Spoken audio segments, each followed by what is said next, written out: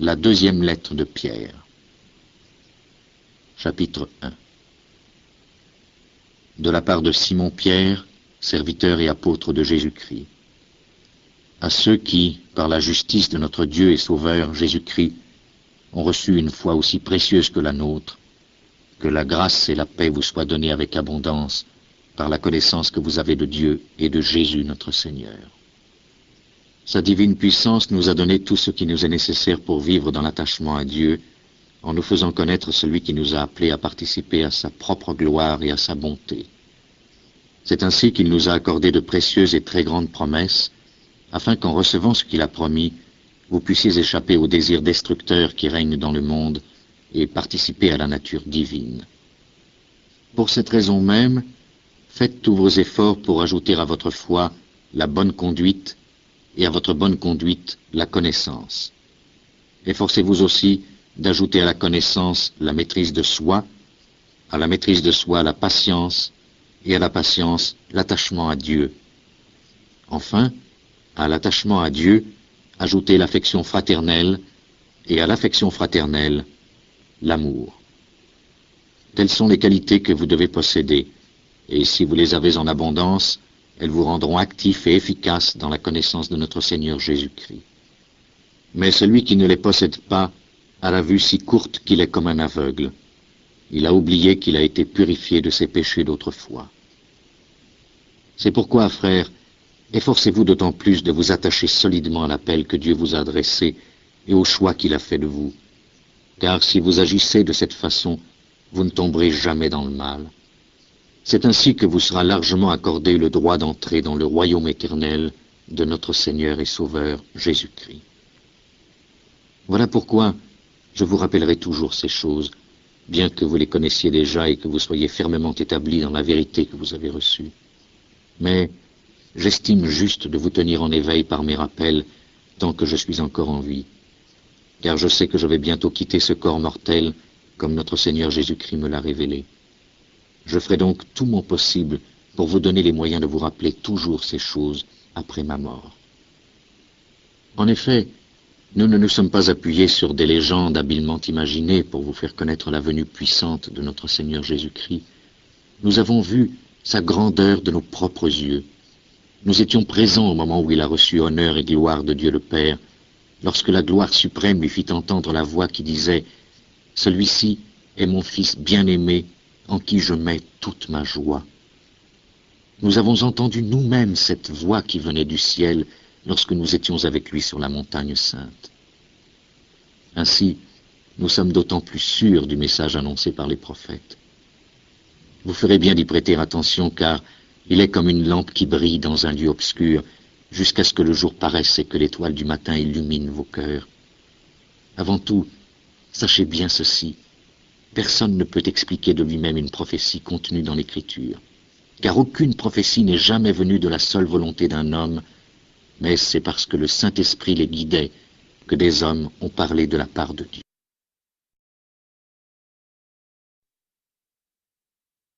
Chapitre 2. De faux prophètes sont apparus autrefois parmi le peuple. De même, de faux enseignants apparaîtront parmi vous. Ils introduiront des doctrines fausses qui entraînent la destruction et rejetteront le Maître qui les a sauvés. Ils attireront ainsi sur eux une destruction soudaine. Beaucoup les suivront dans leur vie immorale et à cause de leur façon d'agir, on critiquera le chemin de la vérité.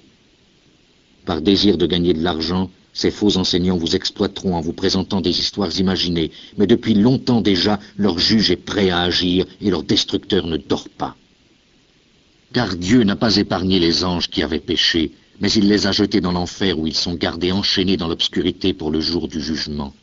Dieu n'a pas épargné le monde ancien, mais il a fait venir la grande inondation sur ce monde d'hommes méchants. Il a sauvé seulement Noé qui prêchait ce qui est juste et 7 autres personnes. Dieu a condamné les villes de Sodome et Gomorrhe et les a détruites par le feu en donnant par là aux méchants un exemple de ce qui allait leur arriver. Il a délivré Lot, homme bon qui était affligé par la conduite immorale des hommes mauvais de son temps. Car cet homme bon qui vivait au milieu d'eux voyait et entendait jour après jour de telles choses qu'il était tourmenté dans son cœur honnête par leurs mauvaises actions. Ainsi, le Seigneur sait comment délivrer de l'épreuve ceux qui lui sont attachés, et comment tenir en réserve les méchants pour les punir au jour du jugement. Et il punira surtout ceux qui suivent les désirs impurs de leur nature humaine et méprisent l'autorité de Dieu. Les faux enseignants dont je vous ai parlé sont audacieux et arrogants. Ils n'ont pas de respect pour les êtres glorieux du ciel, mais ils les insultent. Même les anges, qui sont pourtant bien plus forts et puissants que ces faux enseignants, ne portent pas d'accusations insultantes devant le Seigneur contre les êtres glorieux. Mais ces hommes agissent par instinct, comme des animaux sauvages qui naissent pour être capturés et tués. Ils insultent ce qu'ils ne comprennent pas. Ils périront de la même manière que les animaux sauvages. C'est par la souffrance qu'ils seront payés en retour des souffrances qu'ils auront causées. Ils trouvent leur plaisir à satisfaire leurs mauvais désirs en plein jour. Leur présence est une honte et un scandale quand ils participent à vos repas et jouissent de leur tromperie. Ils ne pensent qu'à regarder des femmes peu sérieuses. Ils n'en ont jamais assez de péché. Ils prennent au piège les personnes faibles. Leur cœur est exercé au désir de gagner de l'argent. La malédiction de Dieu est sur eux. Ils ont quitté le droit chemin et se sont égarés. Ils ont suivi le chemin pris par Balaam, fils de Bosor, qui aima l'argent qu'il devait gagner en agissant mal, mais qui reçut des reproches pour sa désobéissance. En effet, une ânesse muette se mit à parler avec une voix humaine et arrêta l'action insensée du prophète. Ces hommes sont comme des sources desséchées et comme des nuages poussés par la tempête. Dieu leur a réservé une place dans l'obscurité la plus profonde. Ils formulent des déclarations orgueilleuses et stupides. Ils se servent des désirs immoraux de la nature humaine pour prendre au piège ceux qui viennent à peine de s'échapper du milieu des hommes qui vivent dans l'erreur. Ils leur promettent la liberté alors qu'ils sont eux-mêmes esclaves d'habitudes qui les entraînent à la destruction. Car chacun est esclave de ce qu'il domine. En effet, si les hommes qui ont échappé aux mauvaises influences du monde parce qu'ils ont connu notre Seigneur et Sauveur Jésus-Christ se laissent ensuite reprendre et vaincre par elles, ils se trouvent finalement dans une situation pire qu'au commencement. Il aurait mieux valu pour eux ne pas connaître le juste chemin que de l'avoir connu et de se détourner ensuite du saint commandement qui leur avait été transmis. Ce qui leur est arrivé prouve la vérité du proverbe qui déclare « Le chien retourne à ce qu'il a vomi, et le cochon qui vient d'être lavé va de nouveau se rouler dans la boue. » Chapitre 3. Mes amis, voici déjà la seconde lettre que je vous écris. Dans toutes les deux, j'ai cherché à éveiller dans vos esprits des pensées saines par les enseignements que je vous rappelle. Je désire que vous vous souveniez des paroles prononcées autrefois par les saints prophètes et du commandement du Seigneur et Sauveur que vous ont enseigné vos apôtres. Sachez tout d'abord que, dans les derniers jours, apparaîtront des gens qui vivront selon leurs propres désirs. Ils se moqueront de vous et diront « Il a promis de venir, n'est-ce pas? Eh bien, où est-il? Nos pères sont déjà morts, mais tout reste dans le même état que depuis la création du monde. » Ils oublient volontairement ceci. Il y a longtemps, Dieu a parlé et les cieux et la terre ont été créés. La terre a été tirée de l'eau et formée au moyen de l'eau, et c'est également par l'eau, celle de la grande inondation, que le monde ancien a été détruit.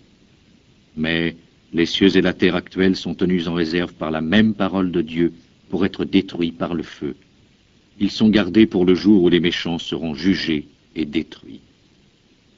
Mais il est un point que vous ne devez pas oublier, mes amis, c'est que, pour le Seigneur, un jour est comme 1000 ans, et 1000 ans sont comme un jour. Le Seigneur ne tarde pas à accomplir ce qu'il a promis, comme certains le pensent. Mais il est patient envers vous, car il ne veut pas que qui que ce soit périsse. Au contraire, il veut que tous parviennent à changer de vie. Cependant, le jour du Seigneur viendra comme un voleur. En ce jour-là, les cieux disparaîtront avec un bruit effrayant, les corps célestes seront détruits par le feu, la terre avec tout ce qu'elle contient cessera d'exister. Puisque tout va être détruit de cette façon, vous comprenez bien quel doit être votre comportement. Vous devez avoir une conduite sainte et marquée par l'attachement à Dieu, en attendant le jour de Dieu et en faisant tous vos efforts pour qu'il puisse venir bientôt, ce jour où les cieux seront détruits par le feu et où les corps célestes se fondront dans la chaleur des flammes. Mais Dieu a promis de nouveaux cieux et une nouvelle terre où la justice habitera, et voilà ce que nous attendons. C'est pourquoi, mes amis, en attendant ce jour, Faites tous vos efforts pour être purs et sans faute aux yeux de Dieu et pour être en paix avec lui. Considérez la patience de notre Seigneur comme l'occasion pour vous d'être sauvés, ainsi que notre cher frère Paul vous l'a écrit avec la sagesse que Dieu lui a donnée. C'est ce qu'il a écrit dans toutes les lettres où il parle de ce sujet. Il y a, dans ces lettres, des passages difficiles à comprendre, et des gens ignorants et sans fermeté en déforment le sens, comme ils le font d'ailleurs avec d'autres parties des Écritures. Ils causent ainsi leur propre destruction.